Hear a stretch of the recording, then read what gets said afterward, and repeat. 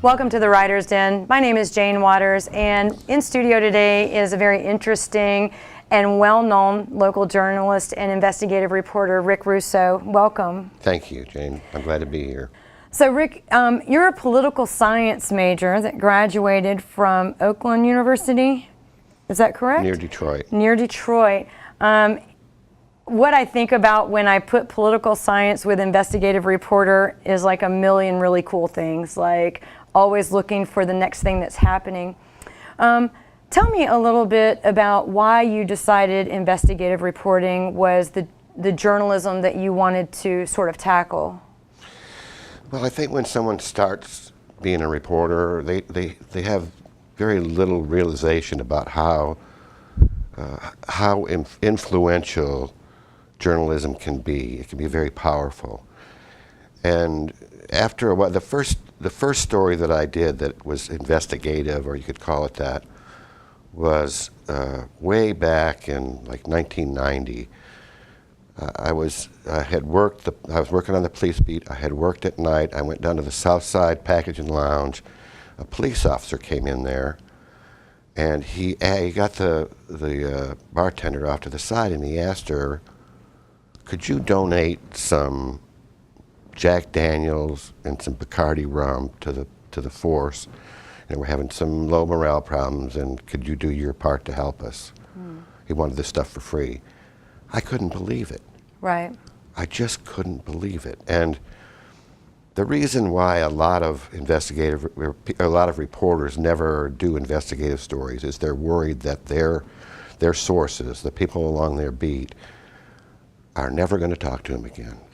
I'm going to make them mad, and they're never going to say anything to me. I'll just be totally in the dark. But I did that. I wrote about the cops that did that. They got suspended. And to me, investigative reporting is like Dracula. Once you do it, you want to do it again. It's fun. Interesting. And it's shedding light on topics that otherwise would not be seen. Absolutely. And you know, in thinking of your sources, was that your experience, that your sources were angry and went away, or did you find that your sources were different after the story was written than what you anticipated? They didn't. Some of them didn't like it. You know, that's for sure. But they treated me with more respect. I mean, who are you going to respect? A lapdog or a watchdog? Absolutely. So yeah, they treated me with more respect. I used to go to the police station. They'd all be in the lieutenant's office, and they'd have their feet up on top of the desk, and they'd be shooting the breeze, and I'd come in, and they kept doing the same thing. After that, they all sat straight when I walked in there. Well, that's not a bad thing. That's not a bad thing. No, it's not. And, you know, in reading some of the stories that you've written, of course, in the Ledger and in our local newspaper, I think one of the interesting things to me is that you are very well respected within our community as an investigative reporter. It's nice to hear. Yeah. And I would have to believe that that has to do with how you treat your sources and those that you're dealing with in the moment. Can you tell me a little bit about your approach to a situation that will become a story at some point? Well, to me, it's all about fairness. If someone, our job, whether the story is investigative or not, is to be fair to everyone in the story. If someone's the so-called target of an investigation and they talk to you and they tell you, well, this is why I did this and this is what happened, you have to give them their best shot. You have to take the best material they gave you that paints them in the best light and put that in the story. And if you do that, you know, nobody's mad at you once the story happens. They may not like it, but they're not mad. Have you ever found yourself in a threatened situation after a story? You know, that's only once. There was a guy that ran for city commission in Lakeland. His name was James Getz, and Mr. Getz was a genius on the computer. And what he did was he applied for some. This was after the hurricanes in '04, and this was a year or two after. He applied to be some sort of like his home was a shelter for wayward people who were homeless because of the hurricanes and whatever. And And then he went on to do, the guy was a total fraud. He was a total, he ended up doing, I don't think it was 8 years in federal prison for, he would take advantage of people, would basically online stealing money from people and all that kind of stuff. And had he never ran for city commission, probably he'd still be doing the same stuff today, you know? I mean, that put him in the spotlight, in the fishbowl. But I did, after that story it hadn't been in the paper yet, and I was just driving home from work one night about 7 o'clock, and the phone rang, and some guy says, "You better lay off Getz, because I don't want to hurt you." You know, that was about as bad as it ever got. I always think about investigative reporters, and and we all have our own idea of what we see on TV and what we see on newsstands and how they got that information. And I've always wondered if there's just a threatening situation that occurs after. So it's kind of encouraging. I mean, you have a 27-year career in journalism. A long time of that was investigative reporting. So to only have one real threat, I think is very. I just think that's wonderful. That was the only time I got scared anyway. Right, absolutely. That's the time when you call the police and say, "Hey, listen, I need some help here." Wonderful. So tell me about maybe the most interesting story that you've covered. I'm sure they're all interesting, but one that just sticks to you. Let me just run through a few of them. There was also that related to those hurricanes in 2004. I was covering something called the Polk County Opportunity Council. It was a countywide organization dedicated to helping the poor, and they had Head Start programs, and they owned a lot of buildings, and they had a board that was actually in it for the right reason, like most elected officials are. They tried to do the right thing, but they listened. So I started finding all these problems, and the cardinal mistake they made was listening to the manager, who basically told them, "Fake news, don't worry about it," and they believed her. So this got worse and worse, and I wrote a story. What this director did, she applied to the federal government to get hurricane relief funds for the buildings that they had. They had 15 or 20 buildings, and so I went through the list of stuff that she applied for. There was no damage. There was no damage. She even claimed a parking lot that she wanted repaved had been damaged by the hurricane. How is a parking lot? I mean, I guess it's possible, but there was nothing wrong with the parking lot she claimed. So I finally, she got the money, and it was put into a separate account, and then she was supposed to draw down on it. So I couldn't believe it. So I called the Fed. They had this people in the federal government in Atlanta that oversaw all these programs in the Southeast. And I said, this stuff didn't happen. It just didn't happen. So they checked, and they found out that was true. And then she had like $400,000 in this account. And I said, "Are you going to do something about this? Are you going to turn this over to law enforcement?" And they said, "No. She didn't spend any of the money yet. Therefore, it was kind of like no harm, no foul. She didn't spend the money, so no big deal." So I say to the feds, look, let's say I go down the corner and rob the bank, and I get a pile of money and I put it under the bed, and the cops come in there and they find me and the money. What are they going to do? They're going to say, "Oh, we're going to take the money back. Have a nice day," No, I just couldn't believe. But anyway, the organization finally, and without our stories, this would never have happened. Finally went belly up. The feds finally. It takes a lot to get the attention of the federal government. You can't just write something and send it on over to them, and then no, we can't have that. This was like death by 1,000 paper cuts, really. Oh wow, yeah. But yeah, that was interesting. Probably to me, well, there were a couple more. I followed around an elected official for 2 weeks, followed him in my car. And he went to work 19 hours out of 2 weeks. But the thing I always remember was following him. That was, you don't think it's going to be hard to follow somebody if you just think, oh, I'll just follow him. No, you got to get back far enough where the guy doesn't recognize you're there, and close enough that you're not getting stuck at red lights. It was harrowing to me. I think it's exciting. That sounds like excitement to me. It was fun. Yeah. And I think the story that I did that got more attention than anything else that I ever did was in, I don't know, several years ago, the Lakeland, they had a motor pool, and they fixed the cop cars and do the tune-up, do all the maintenance and all that stuff. And it was I don't know, there were probably 15 or 20 people that worked there. But they wanted to have, they had a separate building. They weren't like right on at City Hall or anything. They had a separate building a mile away. And the guys that worked there wanted to have a barbecue grill. And they asked their boss to get the city to pay for it. Well, the city said they wouldn't do it.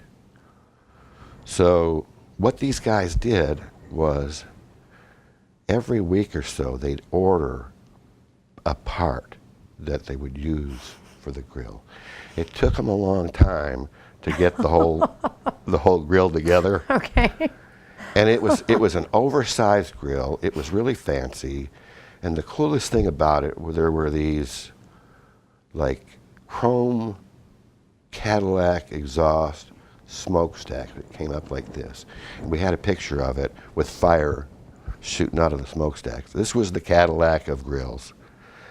And I wrote about it. A guy called me that worked there, and he said, what they're doing is not, this is usually how you end up finding stuff out. Okay. Somebody doesn't like what's going on, Right. and they tell us. Yep. And the guy told us, and that's how we found that out. But I don't know why that grill story got so much attention. There was something actually sexy about the grill. I don't know. It could just be that it's barbecue and we're in the South. That is pretty wonderful. So Rick, how do you prepare yourself before a story? Your sources contacted you. The next steps to finding the information look like what?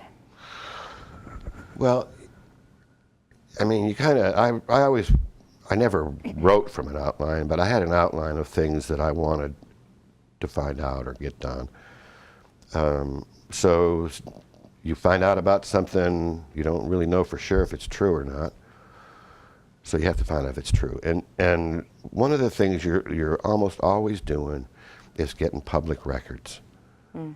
And that's when, if the government that you're trying to find out stuff about, if they balk at giving you records, you know you got a good story. Right. You know it. And they put up these roadblocks. Well, this isn't a public record. Well, in Florida, we're so fortunate to have the public records openness that we do. Mm-hmm. And it's not, they'll say, well, show me where it's a public record. And I say, that's not how it works, man. You show me where it isn't, because that's what the law provides for. You show me the exact exemption that you want to use not to give me these public records. So now, if I remember correctly, police beat, city government, and court.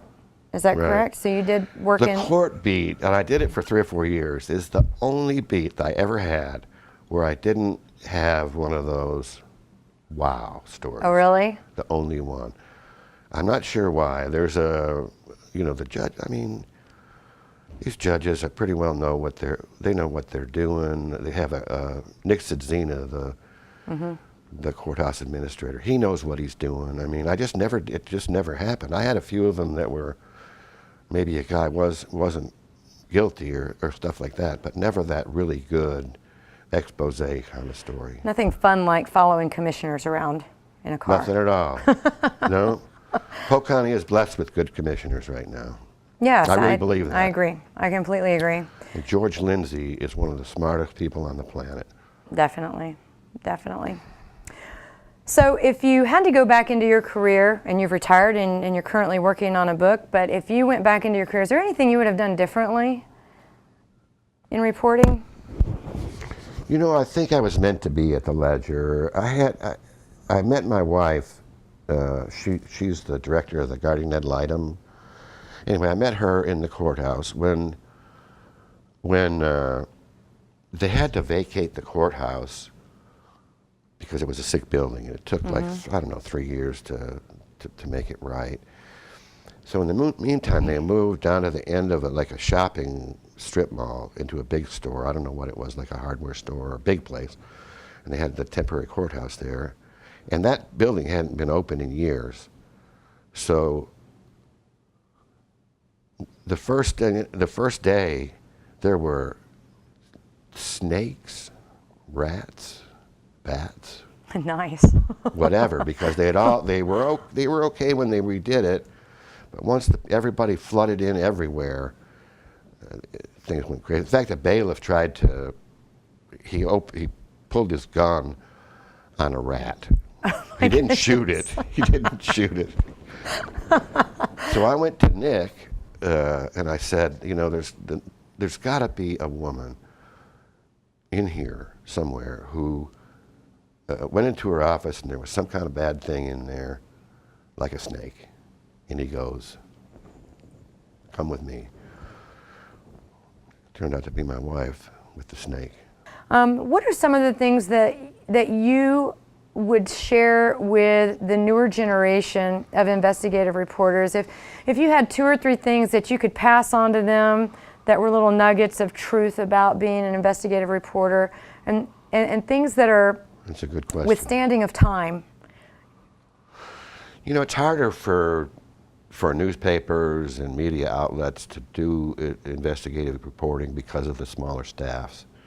It's one of the, you know, if something's got to go, it's an investigative team by necessity, really. You have to cover all your bases. And I would tell them that, but you can still do investigative reporting if you have a beat. I would tell them that, in the first place, quit saying that I'm afraid to do this because they're going to get mad at me and never talk to me again. It's not true. They're going to talk to you more, number one. And number two, some reporters start to do stuff and then they get these, well, that's not a public record, and they kind of get kind of a stonewall type of thing. And they give up. Don't give up. There's no blueprint for how to do investigative stories. To me, it's all about want to. You have to want to do it. I believe the press plays a vital, vital role in our democracy. I believe that with all my heart. And if it weren't for them, a lot of things would be different. There's a recent example. This Tom Price spends $1 million private jetting around, and the taxpayers are picking up the tab, right? Do you think for 1 minute, I guess I shouldn't be asking you questions, but I don't think that for 1 minute, I think he'd still be there if it weren't for the press digging around and putting this stuff, making it public. And I think the government, as well-intentioned as most all of the public officials are, I think they kind of get away with larceny sometimes, the way it is. The way it is. Without the press, it would be grand theft. It would be bloody murder. It would be awful. To me, that's what I believe. So, what are you doing? If you can get a clerk, to go in and take notes and write a story based on what was said in a public meeting and what was said here or there. If that's all, you know, you need to make a difference in what you're doing. You need to matter. You need to be a force for positive change. No, I love that. I absolutely agree with that. And, you know, I think that in some of the work that I do in community, I know many people in positions of extreme influence that are probably more fearful of the press than they are the police, and with good reason. And I think that press definitely offers a level of accountability that would not be there at all. I'm with you. So, I'm with you. There was a story, I did do one story, a county investigative one. And once again, it was a disgruntled worker. What had happened was this guy and his partner used to fly around Polk County spraying for mosquitoes. That's what he did. So the county figured that they could do this better if they just contracted it out. Could save a lot of money, and they were right. They could save money. Mm-hmm. But this guy, one of the pilots that got laid off, he was not a happy man. So he would go through their records, he would get stuff, and he found out that they paid like, I think it was $360 for one of the planes' maintenance for 2 little nuts. oh my. Looked like stuff you could get down at Ace Hardware, you know, mm-hmm. $360. So he calls me, and I get the records, and it's true. So, and the pilot was just on a rampage. I mean, he was going to make these people look bad if it was the last thing he ever did. Mm-hmm. So I get 2 nuts. Like the ones that the county bought. And I went into the late, but I loved her, Marlene Young's office. Mm-hmm. And I say, I don't want to laugh. I say, Marlene, what would you pay for these 2 nuts? And Marlene says, Rick, I am very, very disappointed with the source of this information. It's disturbing to me. And I say, Marlene, I'm even more disturbed that it's true. Right. I'd forgotten about that one. That is a fun one. And I actually remember that story a little bit. You know, I think that as we watch the face of news change, the content of news remains the same. It's what's happening today, why it's important. Do you feel that the majority of journalists go in with an attitude of making right what is happening through their story? Boy, that's a tough question and a good one too. I think the majority of journalists think that we should do that. But I also think the majority of journalists don't do that. Mm. They think it's right, but not for me. Right. There was the other story that we spent so much time on this investigative team. Was the whole mess at the Lakeland Police Department that went on for a long, long time. To me, there was something outrageous about that story. But this really went on, and the commissioners in Lakeland, well-meaning people, mm-hmm. but they don't always exercise good judgment, well-meaning people. And they hung on to her, and the city manager, Doug Thomas, who did a lot of things right. He stayed there 10 years, which is a lot longer than the 3 or 4 year shelf life of a city manager.